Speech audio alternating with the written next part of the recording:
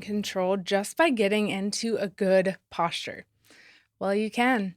Many things are going on in your body as you sing, and what we'll be covering in this lesson is an essential part that ensures these functions in your body are doing exactly what they were designed to do.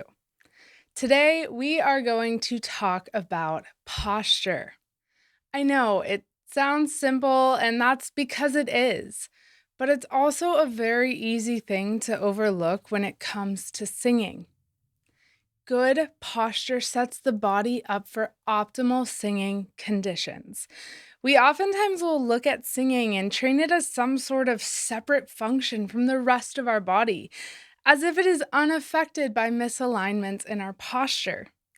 Because producing sound is caused by airflow, muscles engaging and stretching, and signals firing in the body, to train the voice well, we cannot neglect our posture. Before we get into how your body should be postured for optimal singing, let's first talk about what is going on in your body as you sing. Now, we will dive deeper into vocal anatomy, but for this lesson, I just want to give you a summary of what is happening when you sing. Sound is produced from our vocal folds vibrating. When we breathe in, the lungs fill up with air, then that air travels up and creates pressure against the vocal folds, which causes them to vibrate. That vibration is then created into sound, and that is how we produce sound. Now, there are a lot of intricate things going on when this happens, but overall, the concept of how we produce sound is that simple. When you have ideal posture, your ribs and lungs can expand exactly how they were designed to. As you inhale, this expansion happens and your diaphragm moves down 1 to 2 inches, which creates more capacity for expansion. Whether you're sitting down or standing up, I want you to take a moment to hunch over like this. Everything feels pretty compressed, right? Now try to breathe in. It feels quite limiting and constricting. Now let's try sitting or standing upright. Your shoulders should be relaxed, not up high or super low, just relaxed. Your chest should be broad, and I want you to feel open. Your back should feel the same, and your head should feel balanced over your shoulders, not pushed forward or back. Now, take a breath in. Do you feel how much more space and room you have to expand your lungs and your ribs? That's exactly how your posture should feel when you sing. When we hunch over or bend to the side or collapse our torso, we limit our ability to breathe, and this can impact the quality of our sound. Let's focus now on the posture of our necks and our heads. Now, I want you to move your head down, trying to place your chin on your chest. Go ahead and say, "Hey, hey, you." When you talk, it feels pretty tight at the front of your throat. Now, I'll have you slowly and gently move your head back, lifting your chin. Let's say that phrase again. "Hey, hey, you." Again, you feel that pull at the front of your throat, and it feels difficult to speak. The same thing happens when you drastically move your head to the sides. Let's do all this again. But this time I'm going to have you sing in ah as we move through those positions. We'll start with the chin down. Try singing in ah. Ah. Now move your chin up, level with the ground. Ah. The quality of the sound is completely different. Let's do that again, but this time put your head back and chin up. Try singing in ah. Ah. And move your head back to that neutral position, chin level with the ground. Ah. Misalignments of our posture will cause the quality of our sound to suffer, and it will limit how the body is designed to function as we sing. This in turn limits our vocal capabilities. How your head is designed to balance on top of your neck and body is phenomenal. Your spine, along with many muscles and tendons, helps to balance your head. A balanced head and neck allow your larynx to function properly. And inside your larynx is where your vocal folds are housed. That's why you heard the difference in sound quality as you moved your head and sang. The throat was tightening up and the larynx wasn't functioning the way that it should be.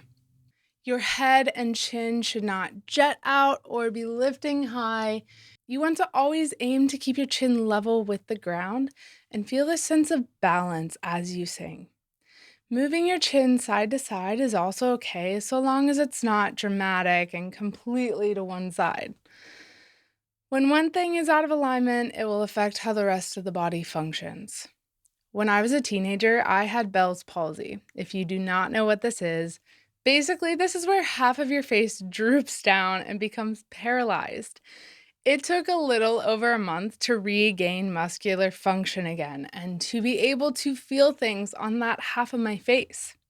During that month, only one side of my face and mouth worked. My body had to compensate for the misalignment. I had to chew on one side when I would speak or sing, and only one side of my mouth would move while the other side couldn't.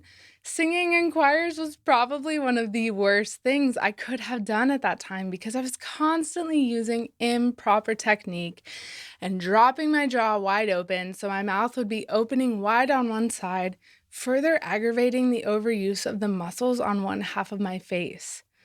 Because of the extra effort needed on the functioning side of my face, I found myself experiencing a lot of soreness in my jaw and facial muscles. To this day, I deal with symptoms of TNJ and have to get chiropractic adjustments for my jaw.